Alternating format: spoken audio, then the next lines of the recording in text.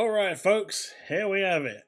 My top 10 for the year. These are the games that I've played, not including the ones I haven't played. Now there are obviously honorable mentions that should be mentioned, like Space Marine 2. I haven't actually had the time to play it, or Silent Hill 2. I am planning on playing those maybe later on this year or early of next year. I do have Silent Hill 2.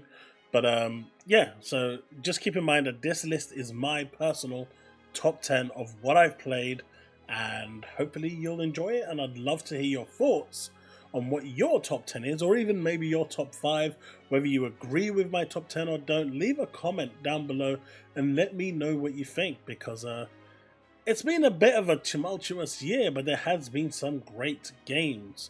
So without further ado, if you do enjoy the content, hit that like button, subscribe, hit that bell to stay up to date with all content I release, and on with the show. And we are going to start at number 10. So at number 10 we have Final Fantasy VII Rebirth. Yes, this may be a surprise for some of you at number 10, especially being from the illustrious Final Fantasy VII heritage. But despite being a really good game, they did get a lot wrong with it, be it the mindless bloat, mandatory minigames, and more. And you know, the actual producer agreed with this as well and said that lessons were learned and they won't be making those mistakes in the third game. But where they got it wrong, they got it right in characters, chemistry, storytelling, and combat, cinematics, and music. The whole game was a massive nostalgia trip for those that do love Final Fantasy VII, and it did what it did great. It did great, but like I said, there was a few things that got wrong, especially the bloat, and I think that kind of really hurt the game more. And I'm not the only one saying this, the producer said himself. But of course there's Tifa and Aerith, right? So that's insta points. How can you not love Aerith and Tifa? But Final Fantasy VII has a worthy place in my top 10. It is a phenomenal game and one that you should be playing, and when it eventually comes to other platforms like Xbox, I hope you all get to enjoy it as well. I just wish it could have been higher, but I think number 10 is where it needs to be. At number 9 is Metaphor ReFantazio. Now, a lot of you are saying that this is, your game of the year, and it is a phenomenal game. Now, this game stormed onto the scene, a complete blast from nowhere, and stole the hearts of many as they lost hours in this new IP.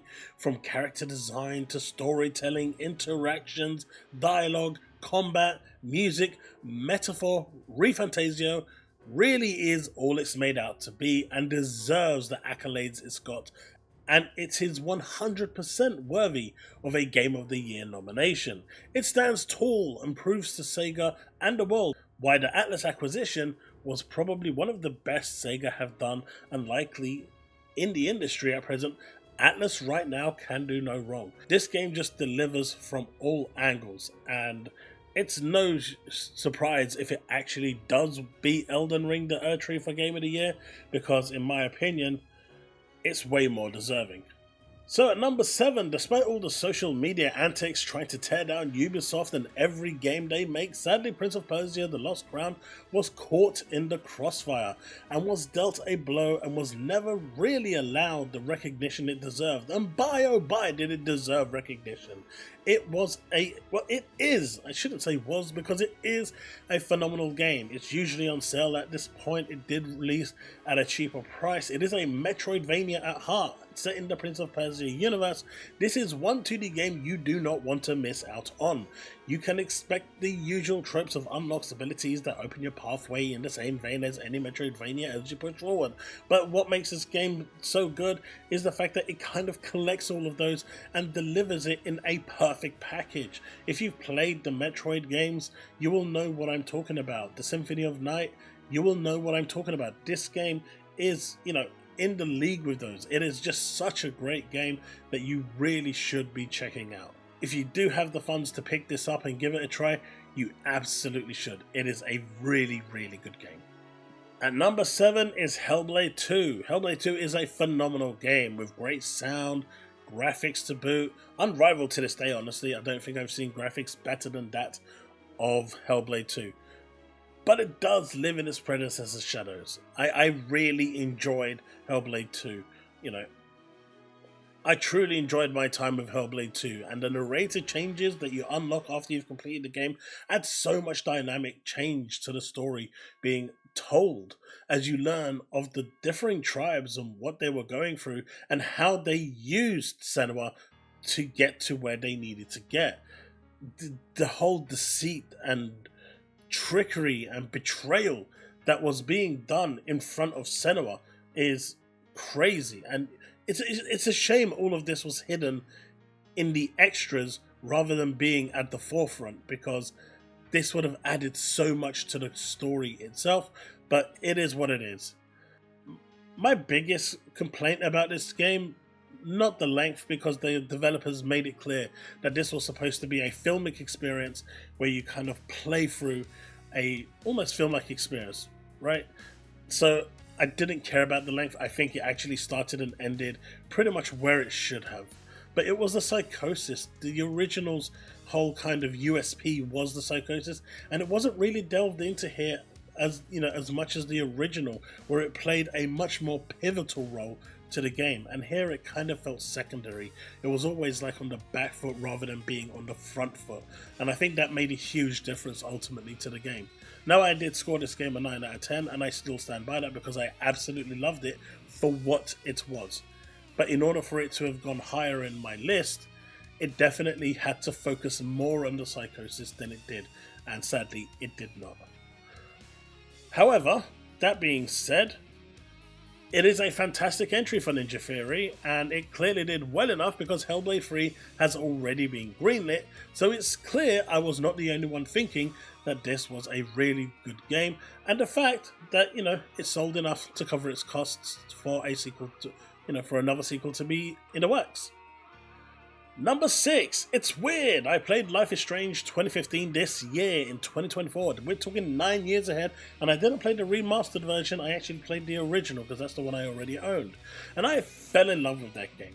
Max is such a great character. So when a true sequel came out, because you've got Life is Strange 2 and 3 and True Colors, none of those really are true sequels to Life is Strange 2015. Double Exposure, which came out this year, is the true sequel. So in order to kind of understand what's going on here, because there is a lot of kind of references made to the first game, I went back and played the original and I was blown away. So fast forward to, Double Exposure, when a true sequel came, I had to jump right in because it was just great.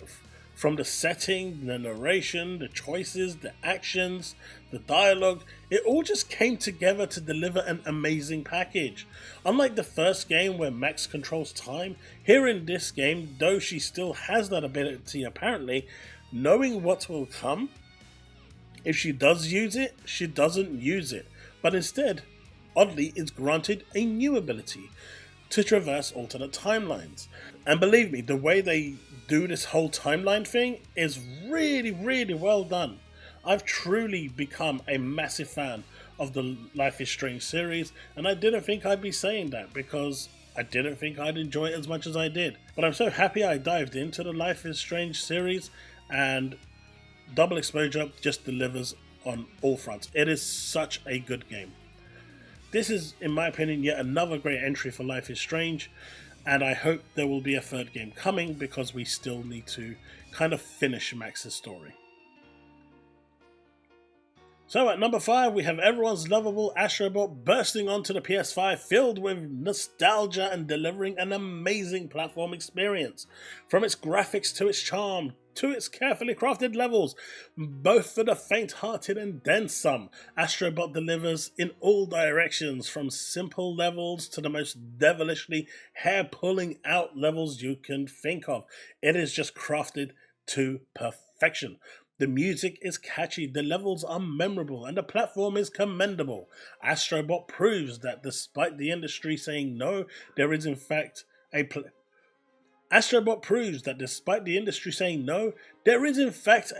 for platformers in the gaming landscape, as long as you are not breaking the bank to get it done.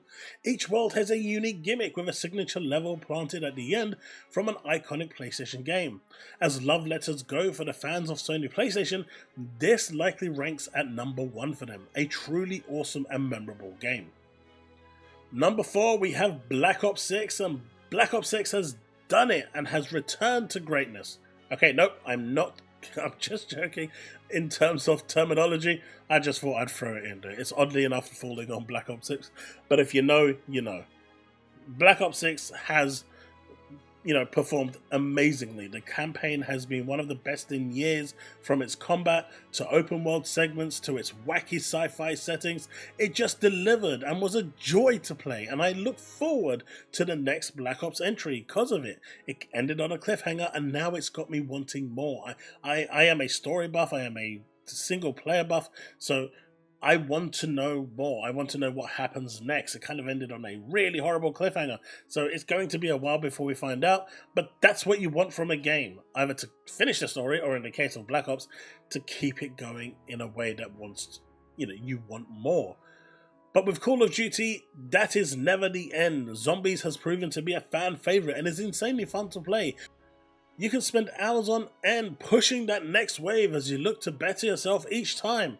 Unless I'm in your team, and then, well, don't expect to get far.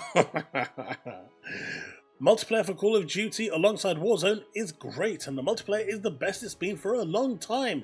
Activision have done an amazing job with this one, and have shown what having the extra time to cook actually means. Hopefully, this will be the standard going forward, and being the first entry in Game Pass Day 1 and still being super successful shows that a great game will do great regardless of being in Game Pass or not. Okay, so we are now down to our last 3. I'm sure some of those games from number 10 to number 4, well, you have you thinking, like, what could possibly be in his top 3? Like, where is this going? Like, he's already taken out like a really big hitters here. Well, at number 3, let's go. Still Wakes the Deep is a phenomenal horror thriller game. Till recently, this was my game of the year. It has the best voice acting you'll ever hear, period. It's so natural and delivered with such amazing performances. These people deserved awards just for that. The game itself is a horror game, being more under suspense jump scare, but it delivers with such gravitas that there honestly isn't enough words in my vocabulary to describe just how good this game is and how much you need to play it. It's about 10 to 12 hours long. It's not a long game, but it's perfect for its length. The final stretch, the final the final part of the game for me was played out a little too long, and it's why I felt the need to drop this to 3rd. And though that final stretch was done really, really well, it missed the perfection like they hit with every other aspect of the game, from its sound effects, music, voice acting, graphics, parkour, pacing, storytelling, and more. Everything else around was done to perfection. It was just that final stretch that felt it played out a little too long. I think the easiest example comparably I can give this is that long stretch corridor at the end of Final Fantasy 15, which Square Enix realized and went back and completely redone it in Royale to make sure it kind of fixes that part of the game. That's the type of thing I'm talking about. It just played out too long. It could have been, a third of it could have just been cut off and the game would have just been fine. And in my opinion, that's what lets it down. And had it have done that, it would have stayed most likely my number 1 for this year. Play this game. And as of last I checked, it is still on Game Pass, so you've got no excuse. Unless you're a PlayStation fan and don't have Game Pass, then you should just buy it.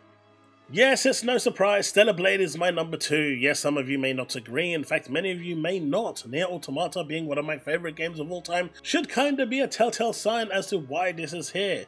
The gameplay is amazing as you unlock more and do more and gain so many more skills and abilities within your arsenal to use for battles and bosses and just traversing. The bosses, in my opinion, were a bit on the harder side and didn't need that difficulty spike, and was, for me at least, one of the negatives of the games. Games do not need to be hard to be fun. You've got very hard and nightmare modes for those reasons. Normal doesn't need to be that difficult. However, it made up for it in its post-apocalyptic surroundings, battle, combat, music, story. Yes, I actually enjoyed the story, and I'm now hoping they continue the story of Eve. And yes, Eve did push the boundaries of what is acceptable within, our social landscape. And it also did give us the free Stellar Blade campaign, which we all laughed at and mocked, because there is no way you were complaining about those two skins when she has the skin suit. I'm sorry. But that said, the one negative I have from this is the fact that there are stuff that you can 100% miss in terms of collectibles. I never liked that in a video game, but this isn't exclusive to this. And well, that's it. This is a game that I will revisit to get all 3 endings, and there's 49 cans, 2 of which are 100% missable. So, with that said, it holds a worthy place in my number 2, and definitely deserving. Stellar Blade for me this year has been a real treat, a real highlight, and I hope we get to see a Stellar Blade 2. So you've seen the majority of my top 10, from 10 to number 2. Whether you agree with them or not, I'd love to know your thoughts in the comments section below. But now we come to my number 1. The game that I feel stole the show this year, and none of them could keep up. Fortune and Glory, kid. Fortune and Glory.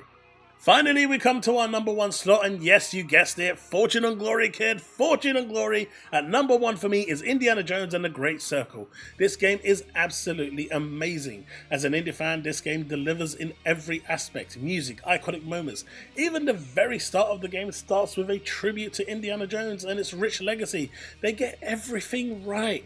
Troy Baker's voice acting of Indiana Jones is perfect. Animations are spot on. The one-liners and the quips are on point. The jokes, the humor is so good. It's like you are playing through a live-action Indiana Jones movie, which is exactly what I wanted. I mean, I've wanted these sorts of games, the kind of PlayStation-style games on Xbox for such a long time, because I believe that they have a place. These single-player cinematic games have a place, and Indiana Jones has proven that I was right. This game is phenomenal.